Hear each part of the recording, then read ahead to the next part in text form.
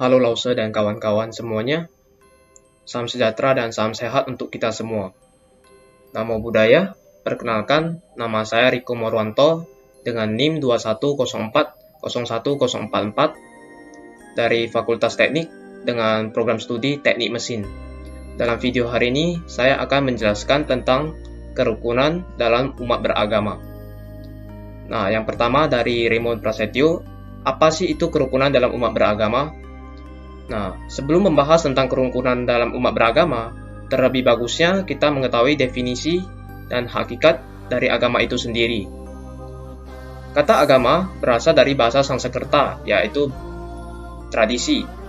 A dalam agama berarti tidak, dan gama dalam kata agama berarti kacau, sehingga agama dapat diartikan sebagai tidak kacau. Pengertian agama menurut Kamus Besar Bahasa Indonesia adalah sistem yang mengatur tata keimanan atau kepercayaan dan peribadatan kepada Tuhan Yang Maha Esa serta tata kaidah yang berhubungan dengan pergaulan manusia dan manusia serta lingkungannya. Nah, setelah kita mengetahui definisi dan hakikat agama, barulah kita bisa mengerti apa itu kerukunan.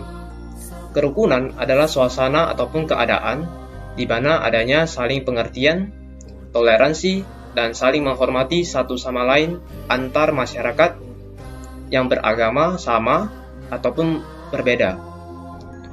Pertanyaan selanjutnya dari Renata Cherry adalah bagaimana cara menjaga kerukunan dalam umat beragama. Dalam agama Buddha terdapat cara sendiri untuk menjaga kerukunan dalam umat beragama, yaitu dengan melaksanakan sila. Beberapa pelaksanaan sila agama Buddha yang dapat mendukung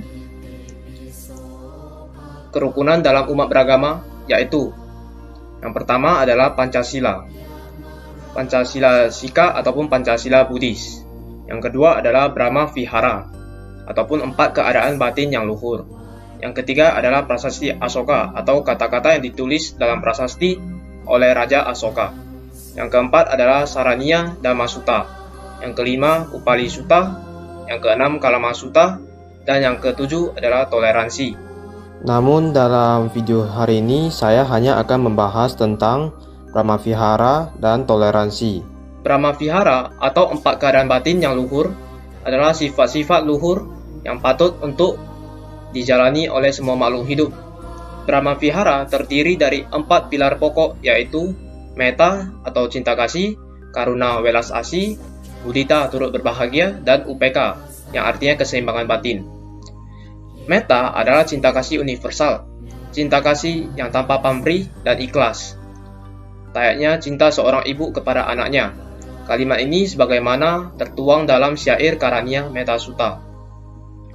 Karuna merupakan sifat welas asih atau kasih sayang yang tulus kepada semua makhluk hidup yang mengalami penderitaan. Sifat ini timbul karena adanya perasaan iba dari hati nurani kita.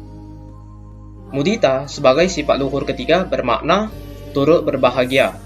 Kegembiraan yang timbul dari hati nurani kita atas keberhasilan dan kesuksesan orang lain. Sifat luhur keempat yaitu upeka berarti keseimbangan batin.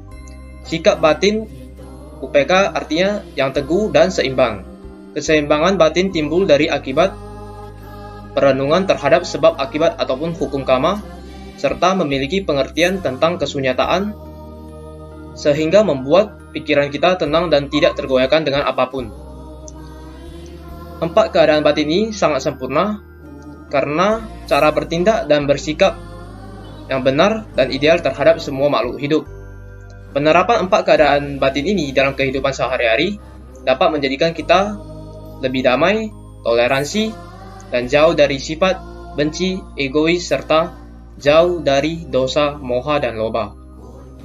Selanjutnya adalah toleransi. Toleransi adalah kesediaan kita untuk menerima kehadiran orang lain yang berkeyakinan lain. Menghormati keyakinan yang lain walaupun bertentangan dengan keyakinan kita sendiri dan tidak memaksakan suatu agama kepada orang lain juga termasuk bentuk toleransi. Perspektif toleransi dalam agama Buddha berarti bahwa setiap orang memiliki persamaan hak dan harus diperlakukan sama dalam hidupnya, demi kesejahteraan bersama, atas dasar nilai cinta kasih dan pengertian yang benar, maka seseorang tidak akan mengutamakan kepentingan pribadi, dan sebaliknya mereka akan mengasihi dan melayani sesama umat dengan mengabaikan ras, kelas, warna kulit, agama, maupun kepercayaan. Perwujudan toleransi yaitu memahami setiap perbedaan yang ada, sikap saling tolong-menolong antar sesama yang tidak membedakan suku, agama, ras, dan budaya, rasa saling menghormati, serta menghargai sesama umat manusia.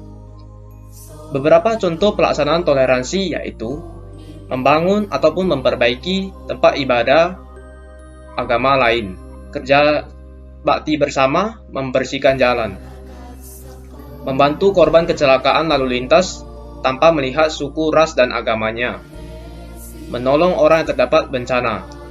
Sekian penjelasan tentang pelaksanaan sila dalam sehari-hari yang dapat mendukung dan menjaga kerukunan dalam umat beragama. Terima kasih dan namo buddhaya.